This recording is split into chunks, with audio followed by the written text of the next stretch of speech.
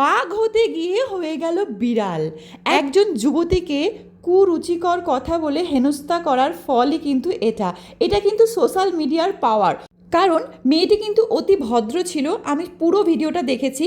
তিনি একটা বাজে কথা বলেনি, আর ইনি কিন্তু সমানে বাজে কথা বলে সেটাকে মানে জঘন্য থেকে জঘন্যতর কথাবার্তা বলে কিন্তু হেনস্থা করেছে। আর সেই ভিডিও আপলোড করার 4 থেকে 5 ঘন্টার মধ্যেই কিন্তু শাস্তি পেয়েছে ইনি। বাঘ সাজতে গিয়ে বিড়ালি হয়ে গেল। কারণ পুলিশে কিন্তু ধরে নিয়ে গেছে, সেই গোবরডাঙ্গার পুলিশে ধরে নিয়ে যাওয়া, অসংখ্য ধন্যবাদ। আমিও যদি সামনে পেতাম, প্রচুর পরিমাণে রাগ হচ্ছিল। তো গোবরডাঙ্গার পুলিশকে অসংখ্য ধন্যবাদ, অসংখ্য ধন্যবাদ।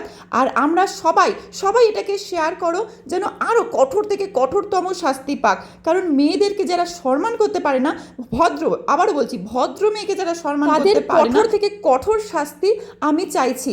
তাই তোমরা সবাই কিন্তু এই শাস্তির জন্য এগিয়ে আসো, আর সবাই কিন্তু শেয়ার করো বা তোমরা নিজেরা পোস্ট করো, যা ইচ্ছা করো। কিন্তু আমি চাই এই এই ইনি আরও আরও আরও কঠোর থেকে কঠোর শাস্তি পাক। তাই সোশ্যাল মিডিয়া কিন্তু সব সময় কাউকে ছাড়ে না।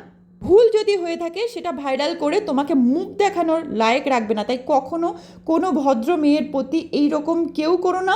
আর ইনি যেন কঠোর থেকে কঠোর শাস্তি পায়, তার জন্য প্রচুর প্রচুর শেয়ার করো, আর নিজেরাও পোস্ট করো, যাতে কেউ কখনো এই রকম ভুল করার কখনোই সাহস না পায়।